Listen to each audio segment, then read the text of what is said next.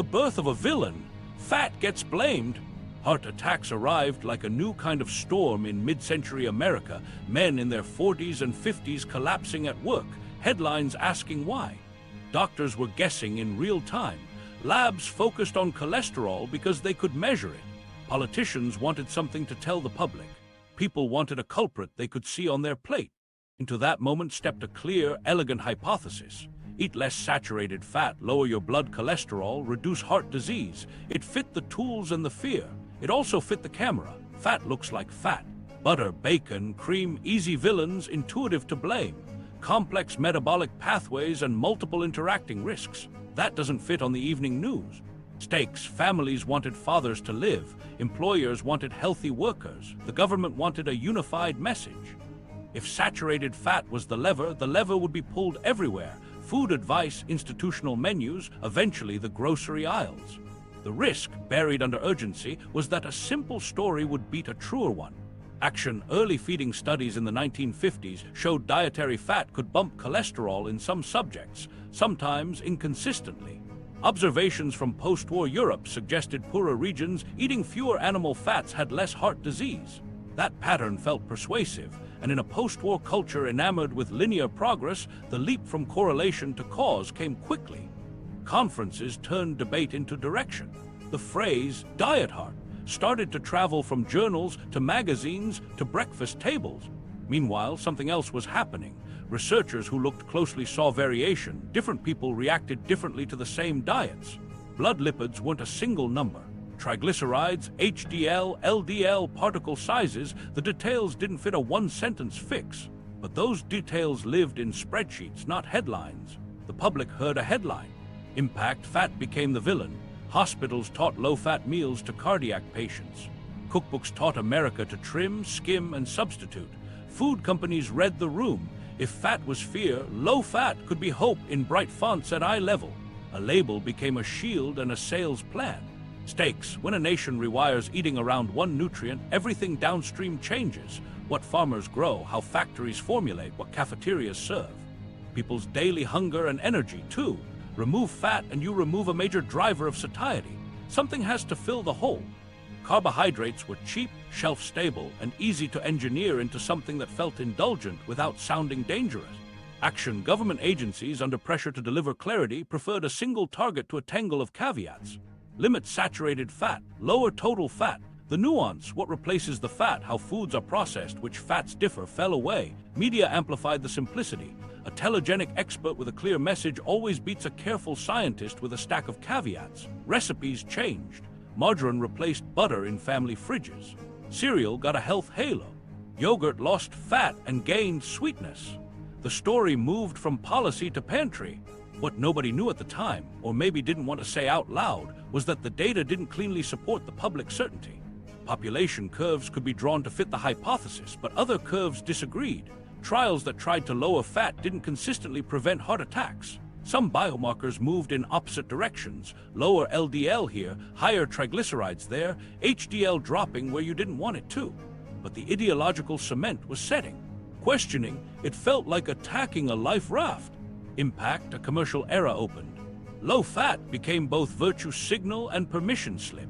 People ate more of products that claimed less of something scary. Supermarkets organized around the new rules. Advertising turned restraint into reward. Have another, it's low fat. The country felt like it was doing the right thing. Meanwhile, across town, a different set of memos was circulating. If fat takes the blame, sugar gets cover. Trade groups funded reviews that emphasized cholesterol and minimized sucrose. Calories in, calories out became a convenient frame. No nutrient villains, just personal responsibility and energy math. In that story, reducing fat was prudent, and whatever replaced it was just calories to be managed. Stakes, this is where public trust takes a hit. When advice aligns perfectly with profitable products, skepticism grows, but slowly, because the products feel like they're helping. The Snackwell mindset wasn't born from greed alone. It came from people trying to do better within the rules they were given. They ate the cookie that said it was safe. Action in kitchens, families learned new tricks, skim the soup, bake without butter, swap in spreads that promised heart safety. At workplaces, vending machines added better-for-you options that were sweeter, not richer.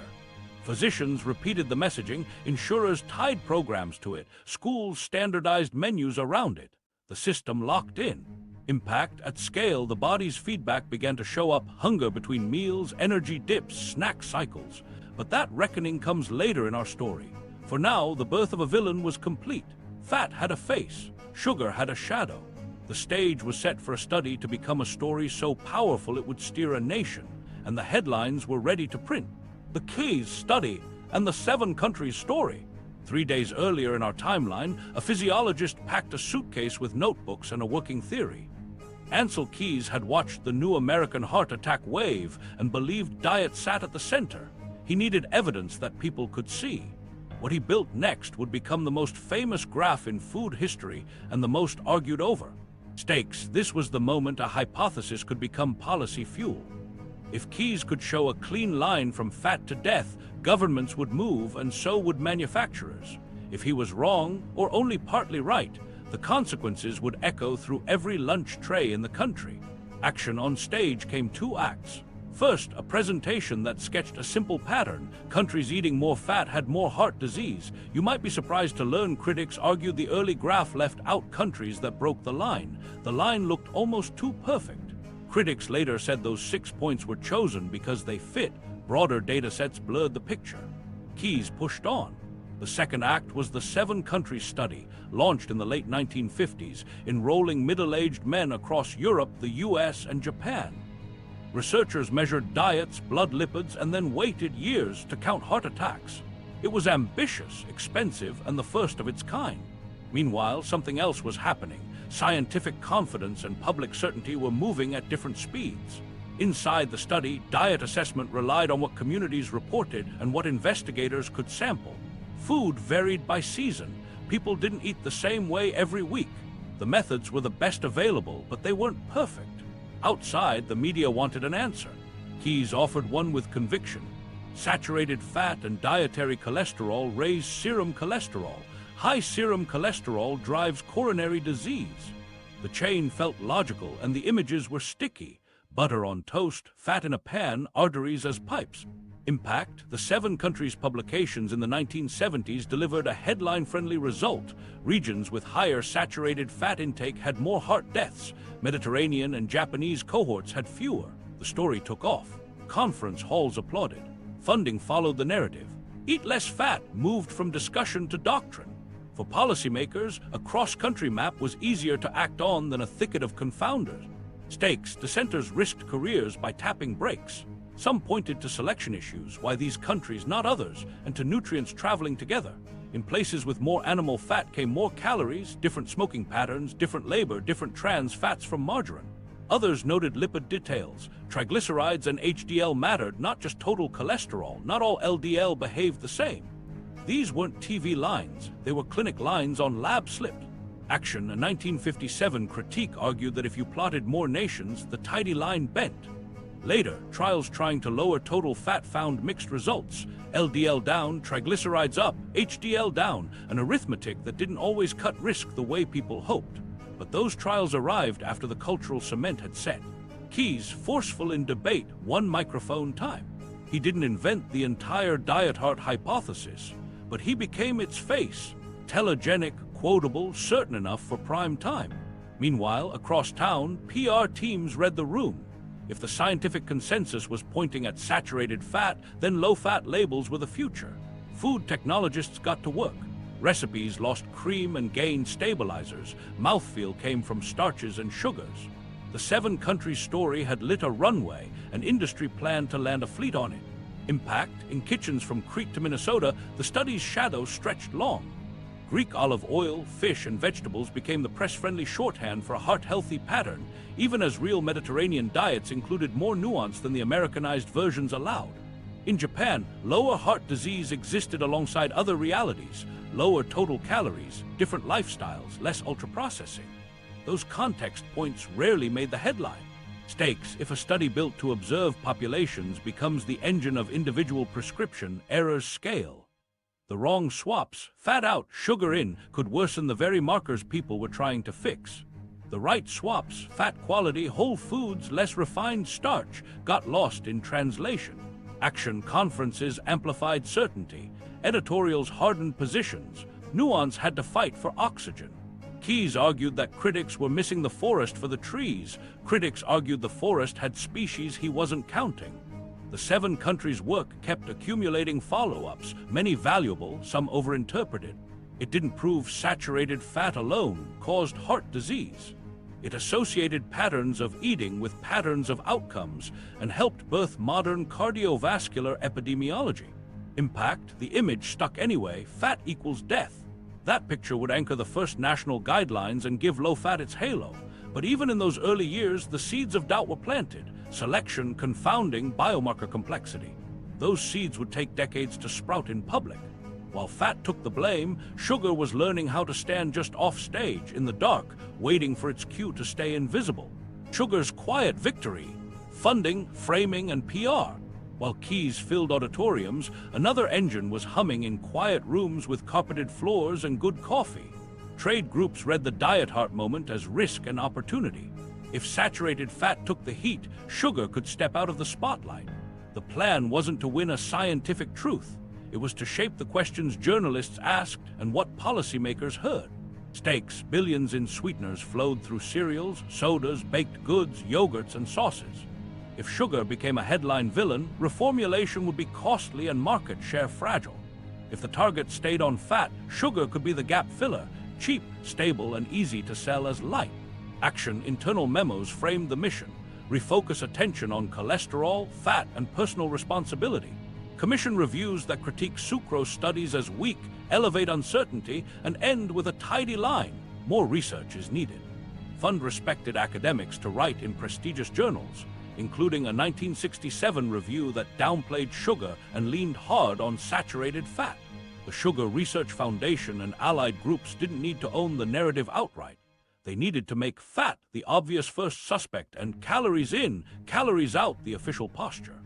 A 1967 review in a major journal did exactly that: emphasize the serum cholesterol story, minimize triglycerides, and make saturated fat the dietary villain that policy could chase. Meanwhile, something else was happening. PR teams pitched reporters digestible angles. Cut fat to save your heart made clean copy. Sugar's role is inconclusive kept the door open. Press kits arrived with expert quotes and neat charts. In interviews, spokespeople agreed that Americans should reduce calories and exercise more. It sounded noble and neutral. It steered blame away from ingredients and toward individuals. Impact editorial boards leaned into the fat-first frame. Morning shows held up margarine tubs. School assemblies preached low-fat snacks. Behind the scenes, food scientists solved a technical problem. Fat carries flavor and texture. Take it out and products taste like cardboard. Solution: add sugar, starch, and gums to restore mouthfeel and make low-fat taste like dessert. The label wore a halo. The formulation hid the swap. Stakes: once low-fat became shorthand for healthy, companies could stretch the definition of better. A yogurt with almost no fat and plenty of added sugar could sit in the diet section. Breakfast cereals could tout heart-friendly whole grains while leaning on sweeteners for repeat purchases. Beverage makers embraced portion rhetoric and energy math. If excess calories were the villain, then a small soda was a reasonable treat, and a big one was personal choice. Action sponsorships deepened the moat. Conferences, sports events, and research centers received checks. Grants steered topics toward physical activity, energy balance, and cholesterol. Not all funded work was biased, but the pattern nudged the spotlight. Journalists who chased scoops got access to experts who spoke in consensus phrases. The evidence on sugar is mixed. Moderation. Focus on total calories. Meanwhile, dissenters pointing to triglycerides, HDL, and insulin dynamics sounded like they were complicating a settled debate. Impact, the calorie frame became the escape hatch. Calories in, calories out sounds neat. Living it on low-fat, sugary foods is chaos. If weight was simple arithmetic, then ingredient quality didn't matter, only quantity did. That logic gave manufacturers latitude to keep sweetness high while urging consumers to hit the treadmill. It also handed guilt to eaters who struggled with hunger on low-fat, high-sugar pattern. If they were tired or snacky, the story said they lacked willpower, not better inputs. Stakes, policy drafts mirrored the framing. National guidelines called for limiting total and saturated fat and reducing added sugars in principle, but led with the fat target. Procurement systems for schools and hospitals prioritized low-fat formulations. Procurement officers don't read lipidology, they follow checklists. The checklist rewarded products that could pass a fat threshold and didn't penalize sugar unless it was extreme. Action ad campaigns wrapped it in virtue. Fat-free banners, heart icons, active families on picnic blankets. Behind the camera, formulations leaned on high-fructose corn syrup and refined starches that hit fast, wore off faster, and brought people back to the pantry. Sales rose. So did the feeling that you could eat the whole box because the label promised safety. Impact, sugar won by staying boring. It didn't need a defense, it needed to avoid a trial. You might be surprised to learn industry funding shaped key reviews while disclosures were at best murky. By the time documents surfaced showing how funding shaped reviews and messaging, the market had already trained a generation to equate low-fat with healthy. The habit was built, the aisle was arranged, and the palate had been taught to crave sweetness in foods that never used to have it. The 1977 guidelines, when advice became law-like. While industry polished low-fat into a promise, Washington was under pressure to make it policy. Heart disease was the top killer, obesity graphs were tilting up, and Congress wanted a single answer the public could understand.